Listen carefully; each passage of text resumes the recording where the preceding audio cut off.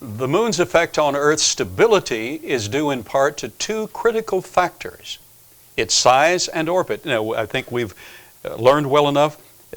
The Earth's orbit and the Earth's tilt and its total stability has to be in place. Otherwise, it'd be too cold for most life to exist or too hot for most of life to exist. Either way, I wouldn't want to live here, and we couldn't live here. Two basic types of orbit exist: an equatorial orbit around the equator, which travels along the line of the planet's equator, and an ecliptic plane, which lies in the flat defined by the orbit of the sun. The moon's orbit is unique. Most of the other named moons in our solar system orbit their planets at an equatorial orbit parallel to the sun, to the equator of the planet. In contrast, our moon orbits in an ecliptic orbit related to the sun. In other words, the moon's orbit is very close to the plane of the ecliptic, not the Earth's equatorial plane. Not our equator, but the sun's, the motion of the sun. Just about 9 degrees off, barely. Barely. I'm glad you're here. He's a plant. It's about 9 degrees off the ecliptic. If it were not, we would not have a full moon. And we would not have the full moon if it weren't 9 degrees off the ecliptic.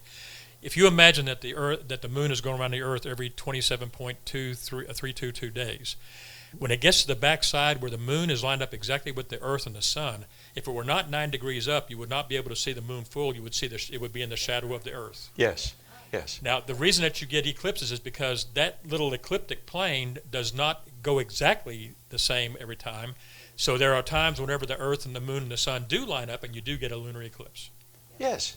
Yes. Yes. And if it were off a lot more, you wouldn't get the phases of the moon. And you would not get the eclipses either. You wouldn't get have the eclipse of the sun and the eclipse of the moon. The eclipse of the sun and the moon, and you wouldn't exactly get the phases of the moon. And the phases of the moon are critically important to living systems. Exactly. The moon and the sun both are about 50% active on the on the Earth's tides, yes. And because they're in the same plane, you can add them or subtract them. But if the moon was in a different plane, you wouldn't have near as much addition or subtraction, so your tides would be a lot less. That's right. There's one place on Earth where the tide is over 30 or 40 feet, and that's only one spot. The Bay of Fundy.